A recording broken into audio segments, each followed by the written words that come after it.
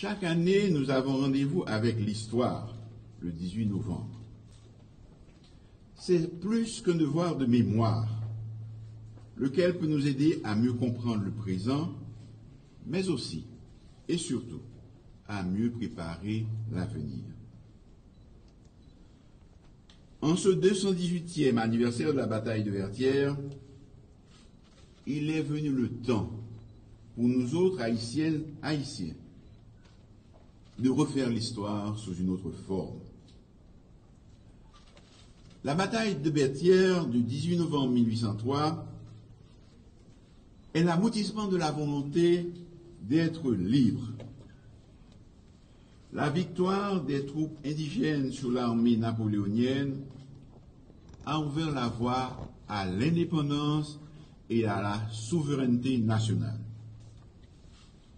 En dépit des antagonismes qui les opposaient les uns aux autres, esclaves et affranchis, noirs et mulâtres, ont eu l'intelligence d'opter pour l'union et le tête ensemble. Le général de l'armée française, Rochambeau, a dû pour la première fois de sa carrière militaire faire face à des soldats et des généraux épris de liberté. Des combattants qui croyaient que l'arme la plus puissante n'était même pas la baïonnette à la pointe du fusil, mais de préférence une prise de conscience collective qui conduisit au triomphe de cette journée historique à travers le cri de guerre, grenadier à l'assaut, ça qui mourit, affaires. Maintenant, la transcendance de 1803 devrait aujourd'hui être le maître mot qui guide nos actions.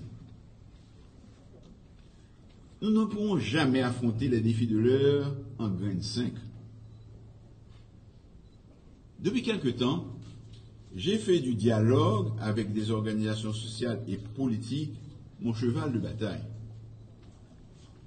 Cela m'a permis d'aboutir à un large consensus, à un accord politique pour une gouvernance efficace et apaisée, dont les retombées seront profitables pour toutes les filles ainsi que tous les fils de la nation. Je persisterai dans cette démarche avec détermination et opiniâtreté, car je reste convaincu que cette voie qui privilégie le dialogue et le consensus nous conduira à bon port. Nous avons l'obligation de rééditer 1803 à cause des urgences et des problèmes auxquels fait face notre nation. Nous devons mener un combat sans merci pour parvenir à aplanir les sentiers et faire taire nos divergences en vue de continuer sur la voie de la démocratie. Pour y parvenir, nous devons transcender nos querelles, consentir des sacrifices énormes, aller au-delà de nous-mêmes et emprunter la voie du consensus.